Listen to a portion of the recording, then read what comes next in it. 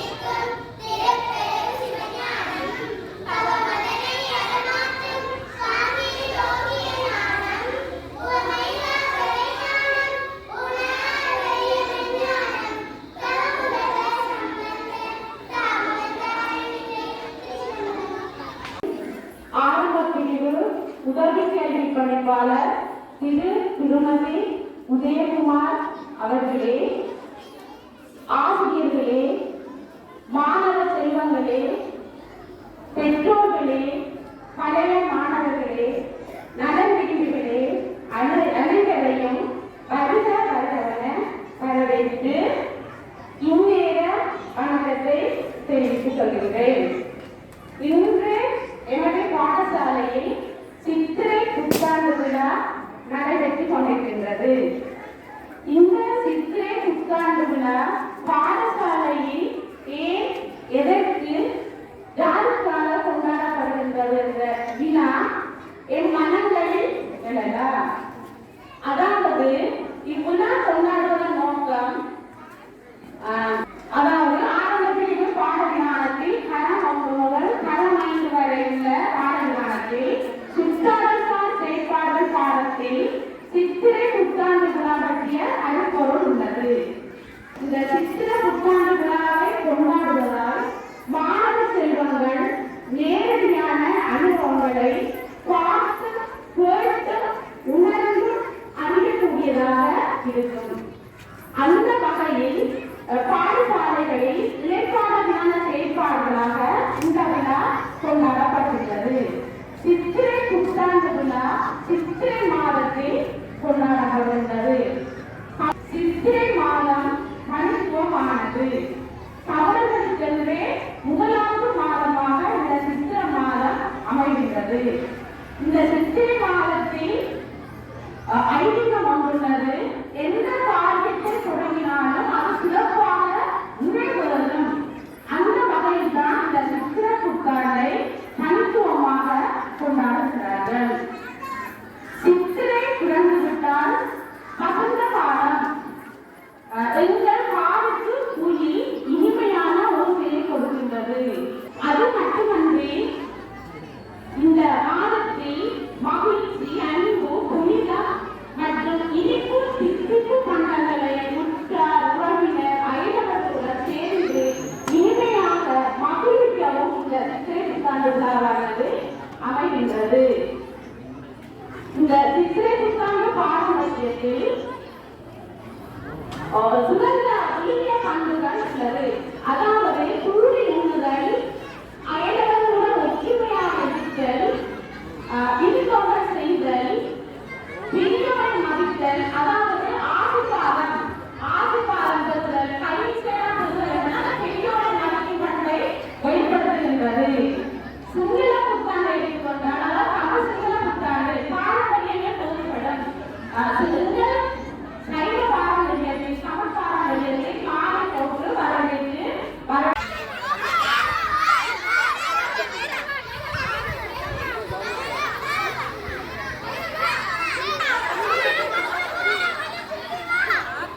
Joy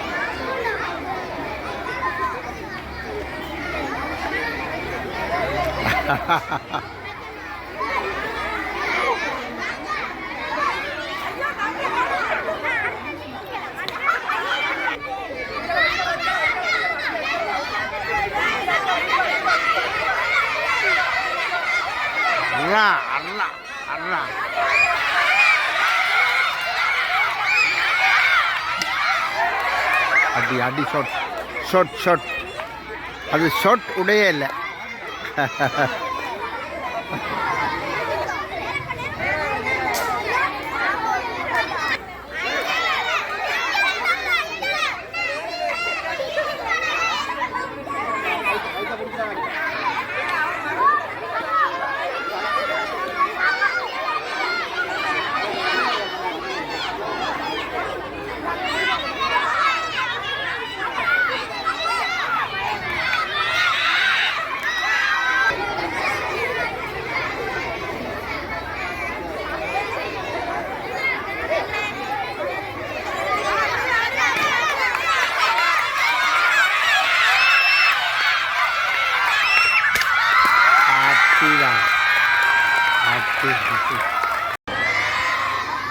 அவதானிக்கிற பிள்ளையோ அவங்க வாழ்க்கையிலே வெற்றி பெற்றான். யார் ஒரு நிகழ்வு நடந்து கொண்டிருக்கிறார்களோ அவருடைய சிந்தனை ஒருமுகப்படுத்தல் இருக்காது, ஒன்றையும் அறிய முடியாது, ஒன்றையும் கற்றுக்கொள்ள முடியாது, கற்றுக்கொண்டு நல்ல ஒரு நிலைக்கு ஆக முடியாது, கற்றுக்கொள்ளாமல் எங்களை நாங்கள் மற்றவர்களுக்கு வெளிப்படுத்த முடியாது. ஆகவே நீங்கள் எல்லாரும் கவனித்து கொண்டிருக்கிறீர்கள். நல்ல பிள்ளைகளா? ஓகே, நான் சொல்றேன். ரெண்டு கேட்டா கூட சொல்லுவீங்களா? எவ்வளவு தூரத்துக்கு எல்லாரும் ஒரு கேள்வி வருது. ஏன் நாங்கள் கற்றுக்கிறோம்? வாழ்க்கையை முன்னர் என்னதுக்காக கற்றுக்கிறோம்? வாழ்க்கையை முன்னேற நீங்கள் நான் சொல்றேன் கற்றுவதற்காக, அறிந்து கொள்வதற்காக. நான் சொல்றேன் நீங்க அறிவுறீங்களா? அறிவதற்காக கற்றுறோம். சரி, ஒன்று. இரண்டாவதற்காக கற்றுறோம் ஆடுவதற்காக. பாருங்க, டீச்சர் ஆகியிருக்கிறார். ஆடுவதற்காக கற்றுறோம். என்னதுக்காக?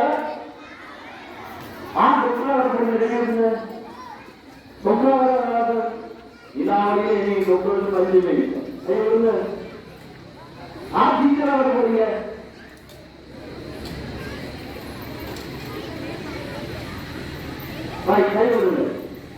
அல்லாத பிள்ளைகளே, நாமும் படிக்கிறதுக்காக ஆகுவதற்காக டீச்சர் ஆகுவது நல்ல நிலையில வர வேண்டும்.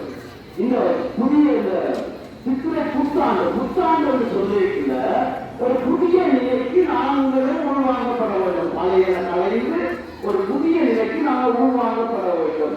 பல நல்ல விடயங்களை கற்றுக்கொள்கிற பொழுதுதான், புதிய விடயங்களை கற்றுக்கொள்கிற பொழுதுதான் நாங்கள் புதிய நிலைக்கு எங்களை உருவாங்க முடியும். எனவே அன்பான பிள்ளைகளே, எதிலையும் ஆர்வம் இல்லாமல் இதை கற்றுக்கொள்ள முடியாது. நல்ல விடயத்தை பழக்கம் இல்லாமல் கற்று செய்ய முடியாது. பழக்கம் நல்ல நாம் அதிலே பழக்க குறைவு. செவம் செய்து பழக்கம் இல்லாட்டி செவிக்க முடியாது. படித்து பழக்கம் இல்லாட்டி படிக்க முடியாது. நல்ல விடயத்தை செய்ய கற்றுக்கொள்ளாவிட்டால் அது நல்ல விடயத்தை செய்ய முடியாது. எனவே ஒரு விடயத்தை நாங்கள் சிறப்பான முறையிலே செய்வதற்கு அதிலே ஆர்வம் வேண்டும், அதிலே எங்களுக்கு விருப்பம் வேண்டும், அதிலே நாங்கள் முன்னேற வேண்டும் என்ற அக்கறை வேண்டும். இவ்வாறு அதனுடைய நாம் விருந்தை கற்றுக்கொள்வதனால அதனால் கிடைக்கிற விளைவு என்னவென்று தெரியாவிட்டாலும் நாங்கள் பல விடயங்களை கற்றுக்கொள்ள மாட்டோம். எனவே அன்பான பிள்ளைகளே, உங்களுடைய கைகளில் தான் எதிர்காலம் தங்கி இருக்கிறது. இங்கே இருக்கின்ற பெரியவர்கள் இந்த பாடசாலையிலே உங்கள மாதிரி இருந்தவர்கள், ஆனால் இன்று கற்று ஒரு நல்ல நிலைக்கு வந்திருக்கிறார்கள். எனவே இன்றைய நாளிலே நாங்கள் இந்த சித்திரை புத்தாண்டை சிறப்பான முறையிலே கொண்டாட இங்கே வருகை வந்திருக்கின்றோம். எங்களுடைய வாழ்க்கையிலே உடல், உடம், ஆன்மா இந்த மூன்றும் சிறப்பான முறையில் இயங்குவதற்கு நாங்கள் நல்ல விடயத்தை செய்ய வேண்டியிருக்கிறது.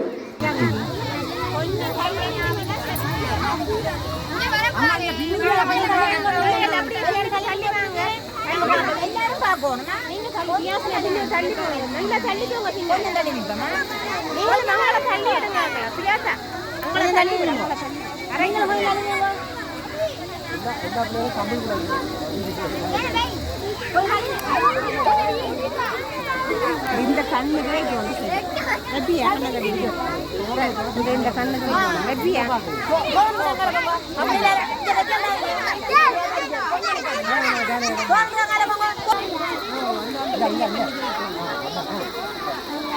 கையால பிடிச்சி பார்க்கலாம் போட்டோ.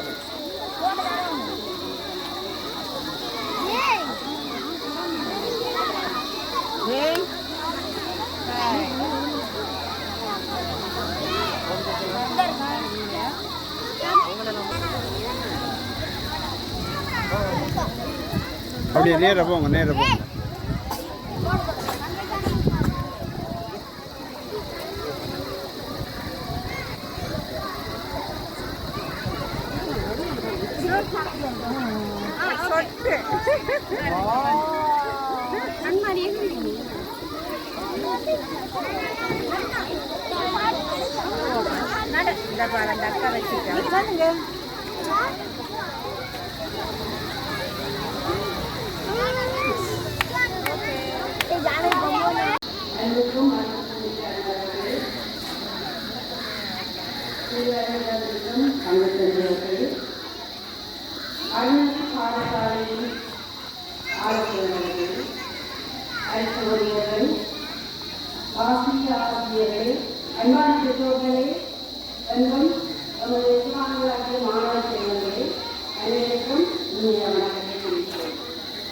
அன்பான மாணவ செல்வங்களே, இன்றைய நாள் இந்த சித்திரை புத்தாண்டை கொண்டாடி மகளும் ஒரு நன்னாள்.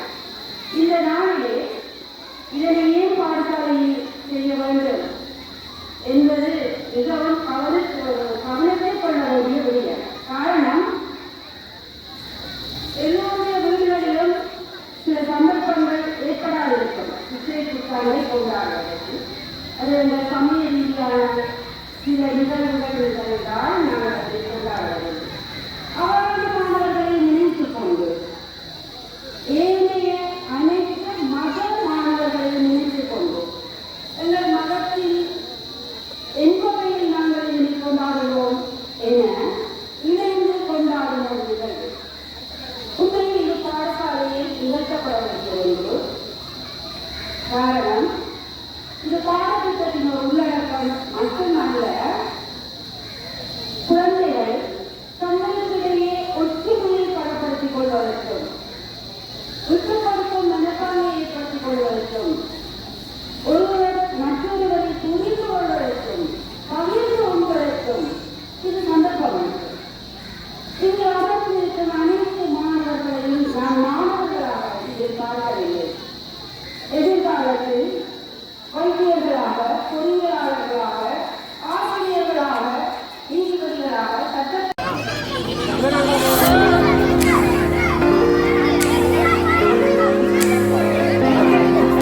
சரி.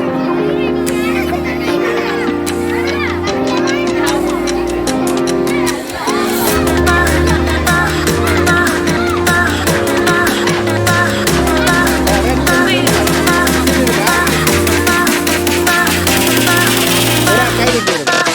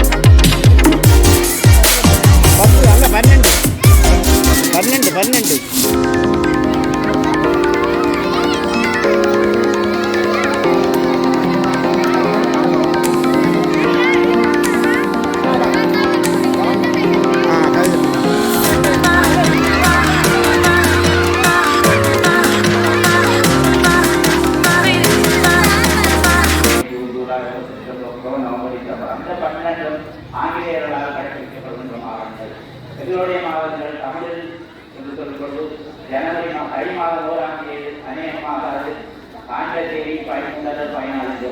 அதுபோல சித்திரை புதுவர் தர்மங்களுக்கு சித்திரை 14 அல்லது 13ஆம் தேதி இருக்கிறது. இதை ஏன் நாங்கள் புதுவருடமாக சித்திரை எடுக்கிறோம் என்றால் 12 ராசிகளை கொண்டுதான் இந்த புதுவருடம் கணக்கிடப்படுகிறது. 12 ராசிகளாக முதலாம் மிதுனம் கடகம் என்று 12 ராசிகள் உண்டு. அந்த 12 ராசிகளுக்குரிய மாதத்தில் மேஷம் என சொல்லப்படுகின்ற மேடத்திற்கார்கள் மேஷம் என்று சொல்வார்கள். அந்த மேஷராசிக்கு சூரிய பகவான் அச்சரிக்கப்படுவதுதான் அது எங்களுடைய புதுவருடமாக கொண்டாடப்படுகிறது. மீனம் என்பது கடைசி மாதத்தில் ராசியில் 11வது இடத்தில் இருப்பதுதான் மீனம். 1வது இடத்தில் என்பது அந்த மேஷ இடத்திற்கு சூரிய பகவான் இருக்கிறதால் சித்திரை மாதத்தில் மேஷ கிரகத்தில் அதாவது தமிழ் மாதத்தின் 1வது நாளும் ராசி சக்கரத்தில் பன்னெண்டு சக்கரத்தில் வருகின்ற 1வது இடத்திற்கு சூரிய பகவான் கிடப்படுவதனை புதிதாக கொண்டாடுவோம். 12 மாதங்கள் கை மாதத்தில் சுற்றிக் கொண்டு வருகிறது. அது மாதிரி ஆங்கிலத்தில் ராசிகள் 12 சுத்த தொடங்குவது 1வது ராசி சித்திரை மாதம். அந்த சித்திரை மாதம் மேஷ ராசியை வைத்துக் கொண்டுதான் நாங்கள் அதுதான் புதுவருடம் பிறப்பதாக கணிக்கின்றோம். மேஷராசி மீனராசி மீனராசியிலிருந்து மேலராசிக்கு எப்போது சூரியன் வருகிறாரோ அந்த நேரத்தை கணித்து அங்குதான் கட்டம் பிறப்பதாக நாங்கள் கணித்துக் கொள்வது. அங்கு சிவமூர்த்தங்களில் உலகிறோம், நரசியை வைக்கும் போகின்றோம். நரசிகையும் ஒரு மருத்துவ சக்தி வாய்ந்த நீதான் அது ஆலயங்களில் சிரமங்கள் தெரியும். ஆலயங்களில் சென்று ஐயெல்லாம் நரசிகைகள் வாங்குவோம். அதற்கு கோமயம் கோட்டலம் இன்னும் பல ஆலயங்களே அளவு கொண்டு ஒரு பலவையான இலைகளை அமைத்து தண்ணீரை சூடாக்கி அதனை தரலாம். அது அத்தனை குழுமையான சித்திரை காலம் சூடான காலம் தொடங்கிவிடும். இப்போ அடிக்கிற வெயிலுக்கு அந்த தண்ணீரை கிடந்து குடித்தவர்களுக்கு தெரியும். அடித்துவர குடித்து வந்துவிடும். எங்கள் உலகத்திற்கு கண்டதற்காகத்தான் நம்ம முன்னோர்கள் அன்னை கைவிட்டார்கள். அந்த வகையிலே விஞ்ஞான ரீதியாகவும் இந்த சித்திரை தொடர்பு கொண்டாடப்படுகின்றது. இன மத தேர்தலுக்கு கொண்டாடப்படுகிறது. இலங்கையில் சிங்களவர்கள் தமிழர்கள் கொண்டாடி இன்னொருமையை வலுப்படுத்துவதற்கு இது ஒரு ஏதுவான காரணமாக இருக்கிறது. எனவே இந்த சித்திரை புத்தாண்டில் என்னுடைய கலை கலாச்சார பண்பாடுகள் கலக்கப்பட்டுள்ளன. அந்த நாட்கள்